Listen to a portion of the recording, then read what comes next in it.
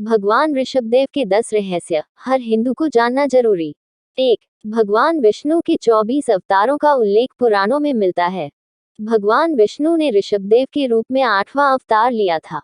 ऋषभदेव महाराज नाभि और मेरुदेवी के पुत्र थे। दोनों द्वारा किए गए यज्ञ से प्रसन्न होकर भगवान विष्णु स्वयं प्रकट हुए और उन्होंने महाराज नाभि को वरदान दिया कि मैं ही तुम्हारे यहाँ पुत्र रूप में जन्म लूंगा। यज्ञ में परम ऋषियों द्वारा प्रसन्न किए जाने पर, हे विष्णुदत्त, परीक्षित स्वयं श्री भगवान विष्णु महाराज नाभि का प्रिय करने के लिए महारानी मेरुदेवी के गर्भ में आए। उन्होंने इस पवित्र शरीर का अवतार वातर्षणा श्रमण मुनियों के धर्मों को प्रकट करने की इच्छा से ग्रहण किया। भागवत पुराण। 2. भगवान शिव और ऋषभदेव की वेशभूषा और चरित्र में लगभग समानता है। दोनों ही प्रथम कहे गए हैं अर्थात आदिदेव। दोनों को ही नाथों का नाथ आदिनाथ कहा जाता है। दोनों ही जटाधारी और दिगंबर हैं। दोनों के लिए हर शब्द का प्रयोग 3 आर्य और द्रविड़ में किसी भी प्रकार का फर्क नहीं है। ये डीएनए और पुरातात्विक शोध से सिद्ध हो चुका है। सिंधु घाटी की मूर्तियों में बैल की आकृतियों वाली मूर्ति को भगवान ऋषभनाथ से जोड़कर इसलिए देखा जाता। मोहनजोदड़ो और हड़प्पा से प्राप्त मोहरों में जो मुद्रा अंकित है वह मथुरा की ऋषभदेव की मूर्ति के समान है। वह मुद्रा के नीचे ऋषभदेव का सूचक बैल का चिन्ह भी मिलता है। मुद्रा के चित्रण को चक्रवर्ती सम्राट भरत से जोड़कर देखा जाता है। इसमें दाईं और नग्न कायोत्सर्ग मुद्रा में भगवान ऋषभदेव हैं जिनके शिरोभाग पर एक त्रिशूल है जो त्रिरत्न त्रय जीवन का प्रतीक है। निकट ही शीश झुकाए उनके ज्येष्ठ पुत्र चक्रवर्ती भरत हैं जो उष्णीक धारण किए हुए राजसी ठाठ में हैं। भरत के पीछे एक बैल है जो ऋषभनाथ का चिन्ह है। अधोभाग में 7 प्रधान अमात्य हैं। हालांकि हिंदू मान्यता अनुसार इस मुद्रा में राजा दक्ष का सिर भगवान शंकर के सामने रखा है और उस सिर के पास वीरभद्र शीश झुकाए बैठे हैं। ये सती के यज्ञ में दाह होने के बाद का चित्रण है किया जाता है। आचार्य जिनसेन ने हर शब्द का प्रयोग ऋषभदेव के लिए किया है। दोनों ही कैलाशवासी हैं। ऋषभदेव ने कैलाश पर्वत पर ही तपस्या कर कैवल्य ज्ञान प्राप्त किया था। दोनों के ही 2 प्रमुख पुत्र थे। दोनों का ही संबंध नंदी बैल से है। ऋषभदेव का चरण चिन्ह बैल है। शिव पार्वती के संग हैं तो ऋषभ भी पार्वत्य वृत्ति के हैं। दोनों ही मयूर पिच्छिकाधारी हैं। दोनों की मान्यताओं में फाल्गुन कृष्ण चतुर्दशी और चतुर्दशी का महत्व है। शिव चंद्रांकित है तो ऋषभ भी चंद्र जैसे मुखमंडल से सुशोभित है। 4. अयोध्या के राजा नाभिराज के पुत्र ऋषभ अपने पिता की मृत्यु के बाद राज सिंहासन पर बैठे। युवा होने पर कच्छ और महाकच्छ की 2 बहनों यशस्वती या नंदा और सुनंदा से ऋषभनाथ का विवाह हुआ। नंदा ने भरत को जन्म दिया जो आगे चलकर चक्रवर्ती सम्राट बना। उसी के नाम पर हमारे देश का नाम भारत पड़ा। सुनंदा ने बाहुबली को जन्म दिया जिन्होंने घनघोर तप किया और अनेक सिद्धियां प्राप्त की। इस प्रकार आदिनाथ ऋषभनाथ 100 पुत्रों और ब्राह्मी तथा सुंदरी नामक 2 पुत्रियों के पिता बने। 5. उन्होंने कृषि, शिल्प, असीत, सैन्य शक्ति, मसी, परिश्रम, वाणिज्य और विद्या इन 6 आजीविका के साधनों की विशेष रूप से व्यवस्था की तथा देश व नगरों एवं वर्ण व जातियों आदि का सुविभाजन किया। इनके 2 पुत्र भरत और बाहुबली तथा 2 पुत्रियां ब्राह्मी और सुंदरी थीं जिन्हें उन्होंने समस्त कलाएं व विद्याएं सिखाई।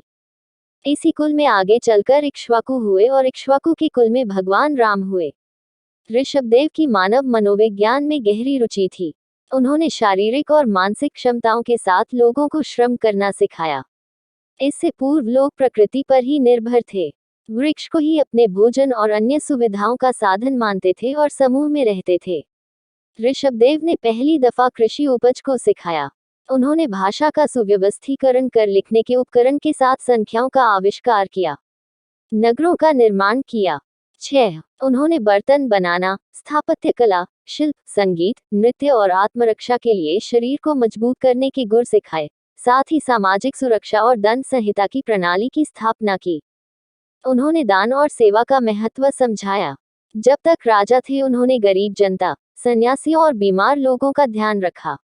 उन्होंने चिकित्सा की खोज में भी लोगों की मदद की। नई नई विद्याओं को खोजने के प्रति लोगों को प्रोत्साहित किया।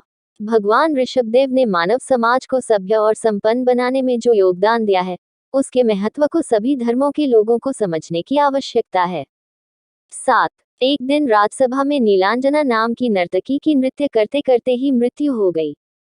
इस घटना से ऋषभदेव को संसार से वैराग्य हो गया और वे राज्य और समाज की नीति और नियम की शिक्षा देने के बाद राज्य का परित्याग कर तपस्या करने वन चले गए। उनके ज्येष्ठ पुत्र भरत राजा हुए और उन्होंने अपने दिग्विजय अभियान द्वारा सर्वप्रथम चक्रवर्ती पद प्राप्त किया। भरत के लघु भ्राता बाहुबली भी विरक्त होकर तपस्या में प्रवृत्त हो गए। राजा भरत के नाम पर ही संपूर्ण जम्बूद्वीप को भारतवर्ष कहा जाने लगा। अंततः ऋषभदेव के बाद उनके पुत्र भरत ने जहां पिता द्वारा प्रदत्त राजनीति और समाज के विकास और व्यवस्थीकरण के लिए कार्य किया, वहीं उनके दूसरे पुत्र भगवान बाहुबली ने पिता की श्रमण परंपरा को विस्तार दिया। 8. ऋग्वेद में ऋषभदेव की चर्चा वृषभनाथ और कहीं कहीं वातर्षणा मुनि के नाम से की गई है। शिव महापुराण में उन्हें शिव के 28 योगावतारों में गिना गया है। अंततः माना यह जाता है कि ऋषभनाथ से ही श्रमण परंपरा की व्यवस्थित शुरुआत हुई और इन्हीं से सिद्धों, नाथों तथा शैव परंपरा के अन्य मार्गों की शुरुआत भी मानी गई है। इसलिए ऋषभनाथ जितने जैनियों के लिए महत्वपूर्ण हैं, उतने ही हिंदुओं के लिए भी परम आदरणीय इतिहास पुरुष रहे हैं। हिंदू और जैन धर्म के इतिहास में यह एक मील का पत्थर है। 9. ऋषभनाथ नग्न रहते थे। अपने कठोर तपश्चर्या द्वारा कैलाश पर्वत क्षेत्र में उन्हें माघ कृष्ण -14 को कैवल्य ज्ञान प्राप्त हुआ तथा उन्होंने दक्षिण कर्नाटक तक नाना प्रदेशों में परिभ्रमण किया। वे कुटकाचल पर्वत के वन में नग्न रूप में विचरण करते थे। उन्होंने भ्रमण के दौरान लोगों को धर्म और नीति की शिक्षा दी। उन्होंने अपने जीवनकाल में 4000 लोगों को दीक्षा दी थी। भिक्षा मांगकर खाने का प्रचलन उन्हीं से शुरू हुआ माना जाता है। इति 10. जैन मान्यता है कि पूर्णता प्राप्त करने से पूर्व तक तीर्थंकर मौन रहते हैं, अतः आदिनाथ को 1 वर्ष तक भूखे रहना पड़ा। इसके बाद वे अपने पौत्र श्रेयांश के राज्य हस्तिनापुर पहुंचे। श्रेयांश ने उन्हें गन्ने का रस भेंट किया जिसे उन्होंने स्वीकार कर लिया। वह दिन आज भी अक्षय तृतीया के नाम से प्रसिद्ध है। हस्तिनापुर में आज भी जैन धर्मावलंबी इस दिन गन्ने का रस पीकर अपना उपवास तोड़ते हैं। इस प्रकार कठोर तप करके ऋषभनाथ को कैवल्य ज्ञान, भूत, भविष्य और वर्तमान का संपूर्ण ज्ञान प्राप्त हुआ। वे जिनेंद्र बन गए। अपनी आयु के 14 दिन शेष रहने पर भगवान ऋषभनाथ हिमालय पर्वत के कैलाश शिखर पर समाधिलीन हो गए और वहीं माघ कृष्ण चतुर्दशी के दिन उन्होंने निर्वाण मोक्ष प्राप्त किया।